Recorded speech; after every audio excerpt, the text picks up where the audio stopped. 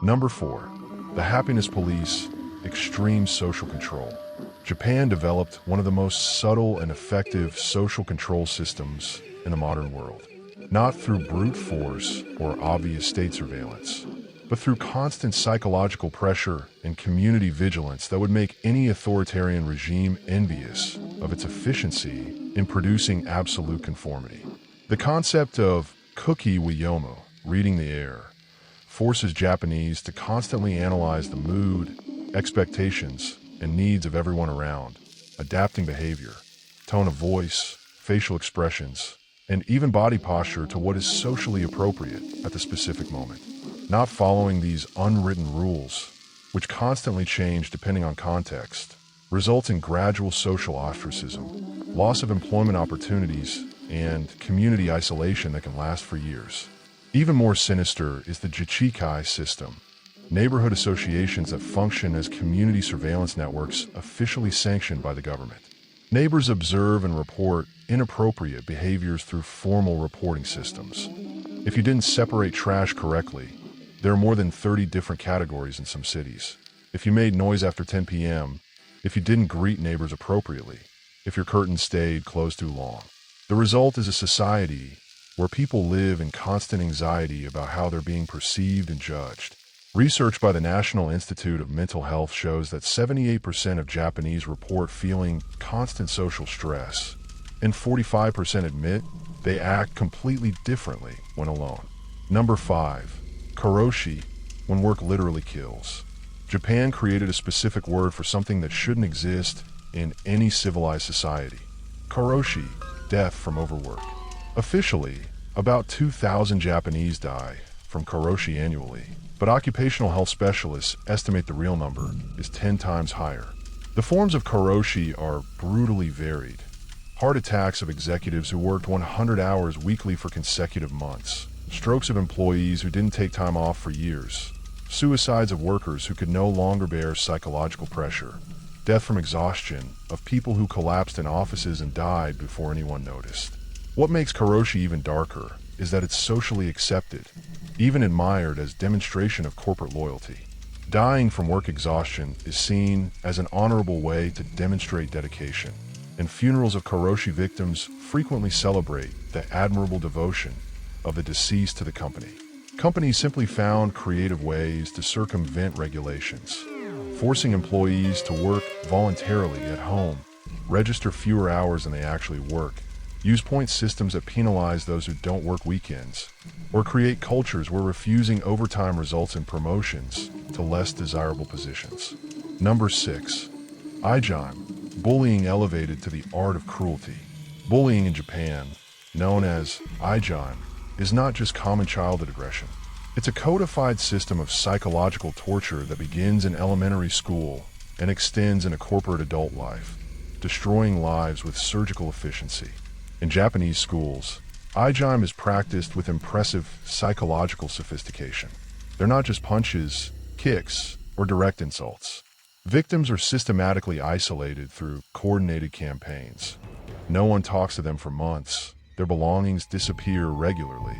They're excluded from group activities, forced to clean dirty bathrooms with their bare hands, and in the most extreme cases, forced to apologize publicly for causing problems to the group. Would you live in a country where even trying to report bullying can result in more persecution? Leave in the comments what you think of this reality. The statistical result is terrifying. Japan has one of the highest child suicide rates in the developed world.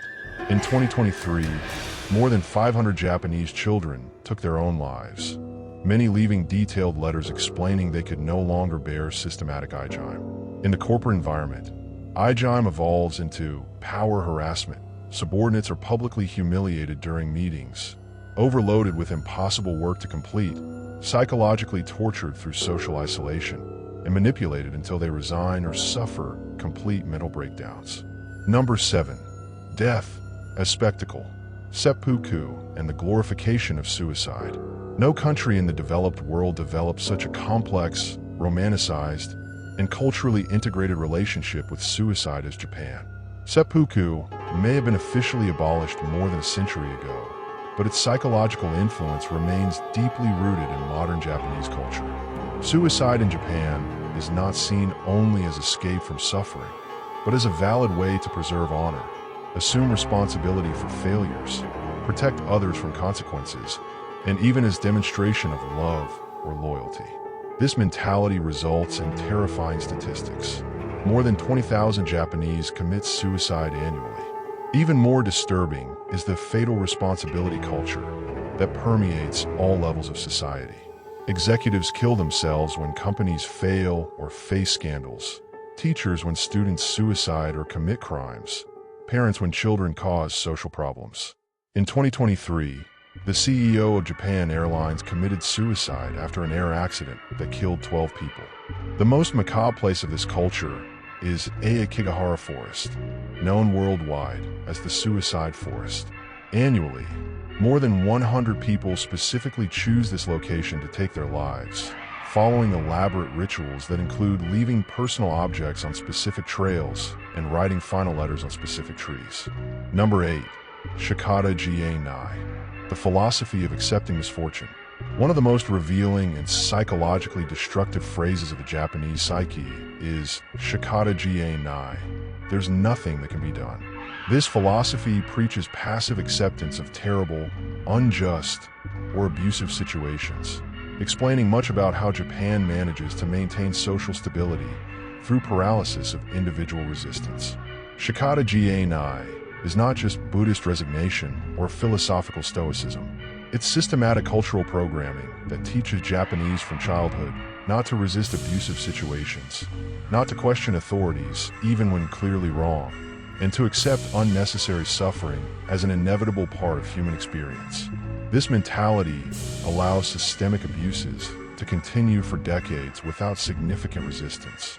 Examples include workers who accept 80 weekly hours of unpaid work because Shikata Jie Nai, students who endure severe bullying for years because Shikata Jie Nai, women who tolerate systematic sexual harassment at work because Shikata Jie Nai. The darkest aspect of Shikata Jie Nai is how it's systematically transmitted to children.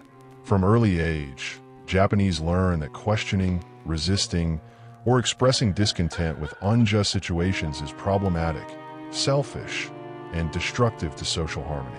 Number 9. Japanese Omerta, the institutionalized code of silence. Japan developed one of the most effective and pervasive codes of silence in the modern world, not through direct threats or obvious violence, but through subtle social pressure that makes reporting problems, crimes, or abuses almost impossible in practice. The concept of karamaku, black curtain, describes how scandals, violent crimes, and systematic abuses are routinely hidden for society's good. Victims are systematically discouraged from speaking through family pressure, veiled threats of job loss, and subtle discrediting campaigns.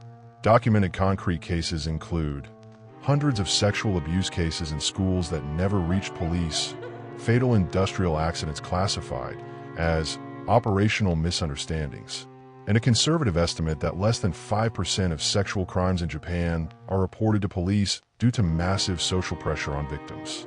The system is maintained through the sacred concept of mintsu, face/reputation. Reporting problems, even legitimate serious ones, is seen as making other people lose face, considered one of the worst possible social crimes, frequently worse than the original crime being reported. Number 10. Kodakushi, the epidemic of solitary death. Japan faces a silent and growing epidemic of kodakushi, solitary death. More than 30,000 Japanese die alone annually, their bodies discovered only weeks or months later, in states of advanced decomposition that make identification difficult and traumatize neighbors. The phenomenon is not limited to abandoned elderly. Increasingly, people aged 30 to 50, in their productive prime, die alone in tiny apartments without anyone noticing their absence for weeks. In Tokyo, companies specialized in solitary death cleanup remove more than 3,000 bodies per year. What makes kodakushi most disturbing is its systematic predictability. Many victims didn't die suddenly. They gradually became ill over weeks or months, but Japanese social structure completely failed to perceive their suffering. Neighbors noticed strange odors but didn't intervene to not intrude on others' privacy. The government created specific technologies to detect kodakushi before it happens, including sensors that monitor activity in elderly apartments and apps that alert authorities if users don't log in for specific periods. The need for technological solution to a fundamentally human problem only highlights the depth of social crisis. Number 11. Kanshi, the total surveillance society. Japan developed a culture of social surveillance that goes far beyond security cameras. It's a pervasive system where each citizen becomes an informal monitoring agent, constantly observing and judging everyone else's behavior. Japanese kanshi is exercised through millions of daily micro-interactions. On trains, people observe if you're sitting correctly, if your phone isn't too loud, if you're not occupying too much space. At work, colleagues monitor arrival and departure times with minute precision, time spent on breaks, and facial expressions during meetings. This constant surveillance creates a population that lives in permanent state of social performance, developing multiple personas, different elaborately constructed versions of themselves for different social contexts. Studies show Japanese spend on average 40% of their daily mental energy just monitoring and adjusting their behavior. The most sinister aspect is that this surveillance is completely voluntary. No one is officially obligated to observe others, but social pressure to do so is so intense that refusing to participate immediately results in social ostracism. Number 12. Tatami versus Han.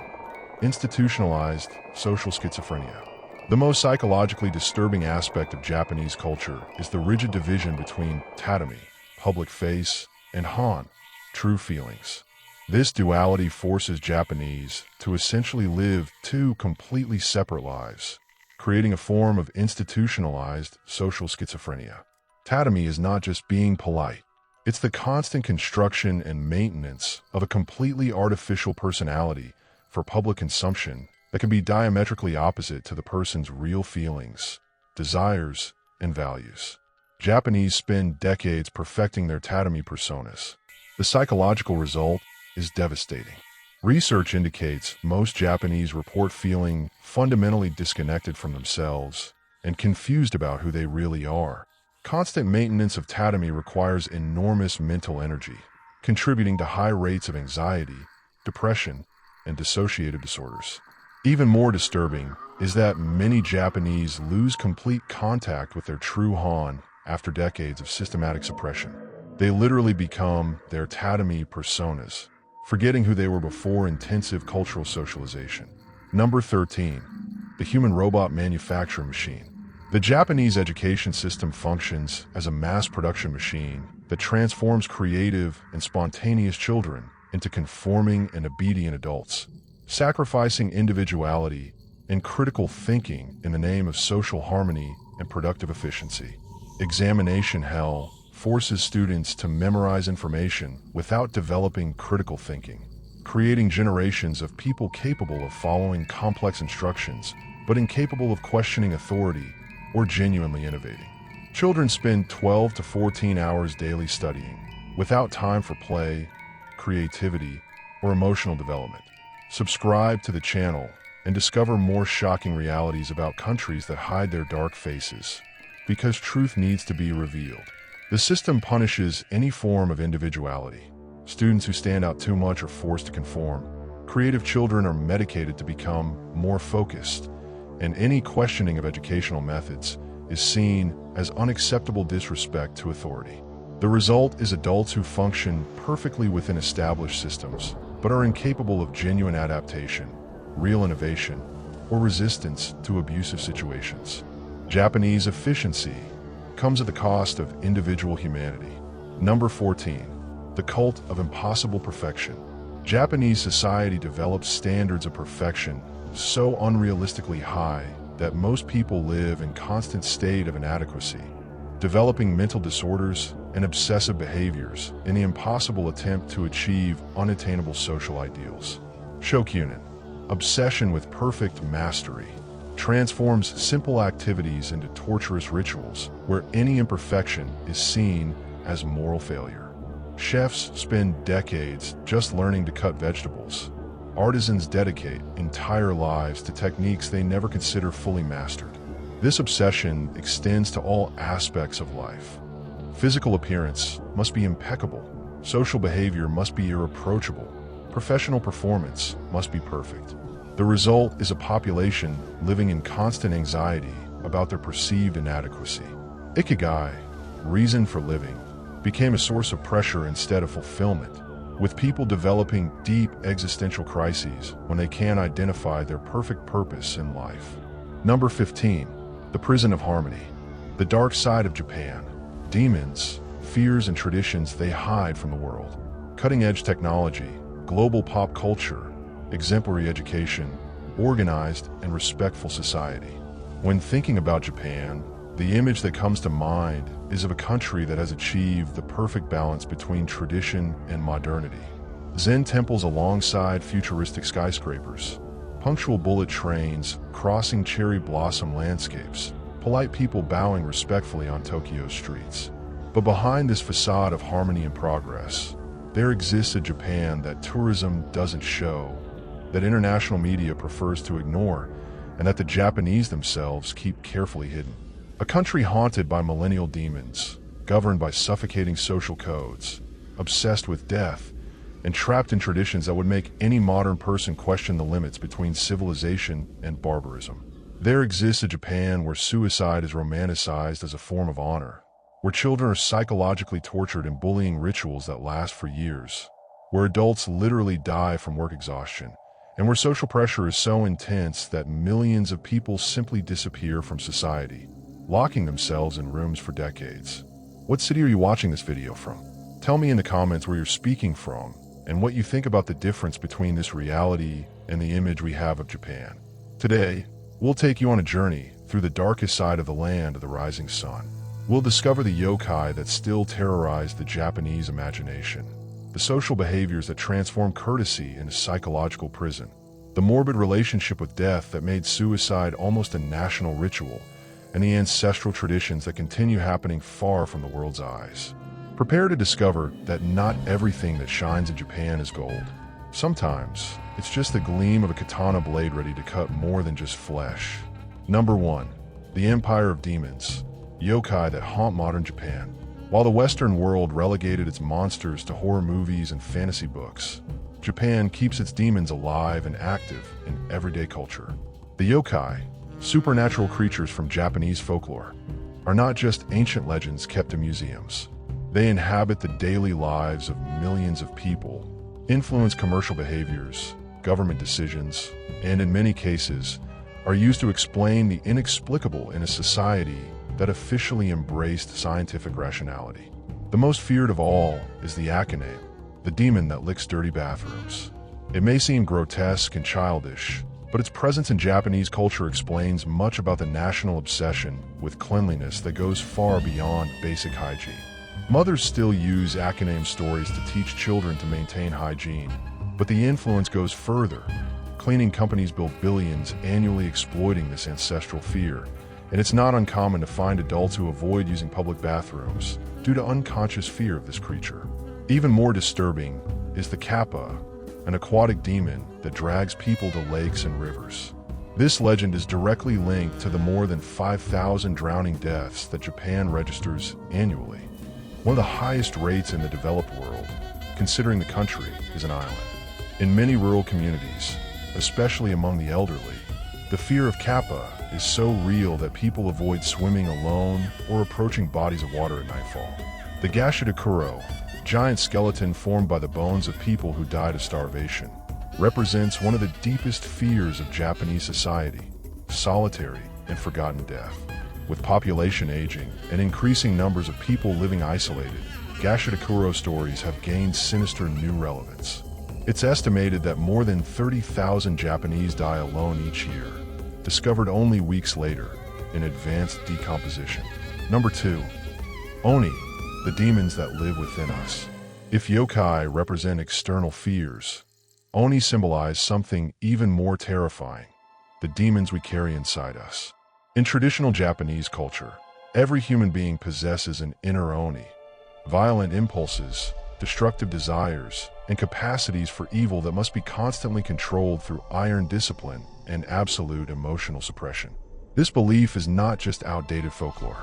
It manifests in concrete ways in modern society, shaping behaviors, laws, and even public policies. The concept of gamen, enduring the unendurable, exists precisely to keep the inner oni under control. Japanese learn from childhood to repress emotions, swallow frustrations, and maintain composure even in extreme situations of abuse, injustice, or suffering. The result? A society externally calm, but internally in constant turmoil. Statistics reveal brutal psychological pressure.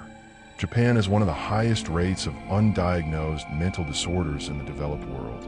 About 4 million Japanese suffer from clinical depression, but only 25% seek professional treatment, as showing mental weakness is considered equivalent to feeding the inner oni and losing control over destructive impulses.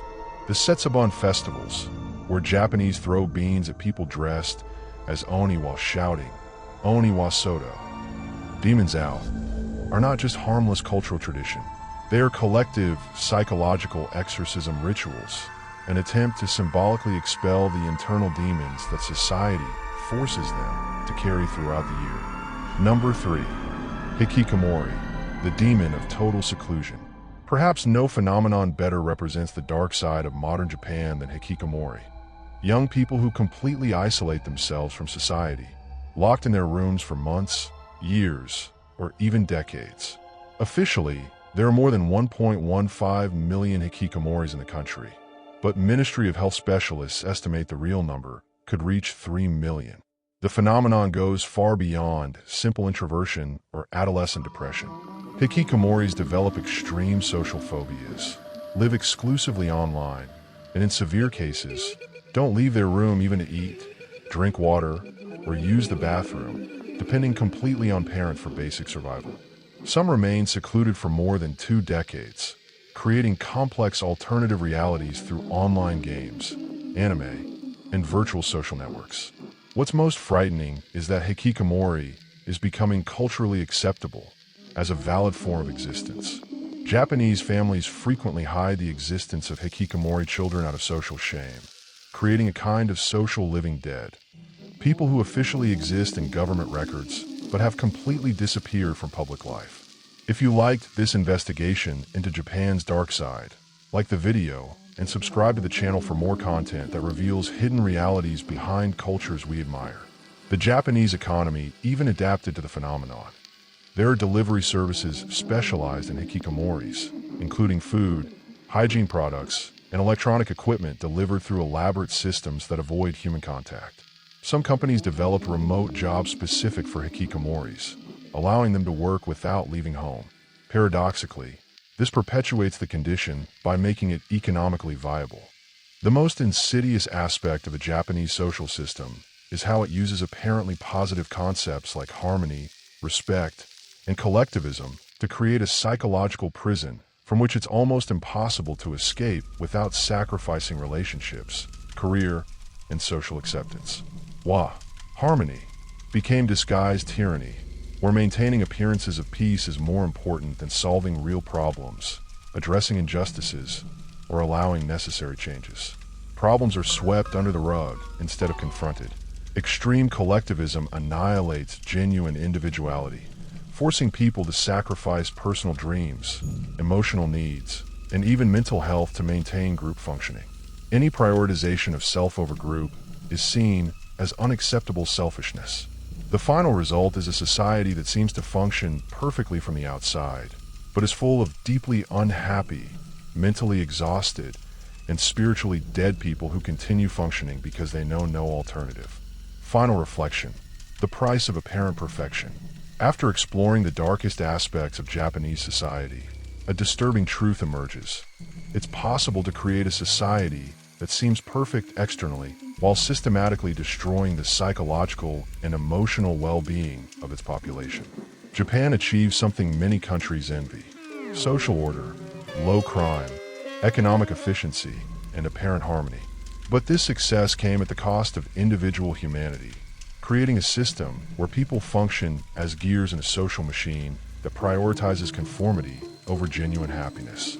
What's most frightening is that many of these problems are perpetuated by the victims themselves, who have become so conditioned by the system that they defend practices that harm them. It's a form of collective brainwashing so subtle that almost no one recognizes it. Japan forces us to confront a fundamental question. Is it worth having an ordered society if it means sacrificing individual freedom, authentic expression, and mental well-being? Does social harmony have any value if it's built on the silent suffering of millions? The answer may not be simple, but one thing is clear. Behind the facade of perfection exists a much more complex and frequently dark reality. The real Japan is not just a country of cherry blossoms and advanced technology. It's also a nation where millions of people live lives of silent desperation, trapped in social systems that value appearances more than real human well-being. And you, after learning about this hidden reality behind Japan's perfect image, can you still look at Japanese society the same way? Can you admire Japanese discipline without thinking about the psychological suffering it causes? Can you see social harmony without questioning its true human cost? Perhaps the most important lesson is that no society is perfect, and that appearances can be deeply deceptive. What seems admirable from afar can be oppressive up close, and what we celebrate as cultural virtues may be, in reality, symptoms of deeply problematic social systems. And now tell me, after learning about these dark aspects of Japanese society, which shocked you most? Did you already imagine these problems existed behind the perfect image? How do you think we can admire positive aspects of other cultures without romanticizing their problems? Leave in the comments your reflections on how our admiration for organized societies can blind us to the human suffering that such organization can cause. And if this content made you question your perceptions about Japan, share it with other people who need to know this more complex reality. If you want to continue discovering the uncomfortable truths that countries hide behind their carefully constructed images, subscribe to the channel and hit the bell to not miss any investigation that reveals what really happens behind perfect facades. Thank you very much for having the courage to face these difficult realities. And until the next journey through the most revealing and disturbing aspects of our world.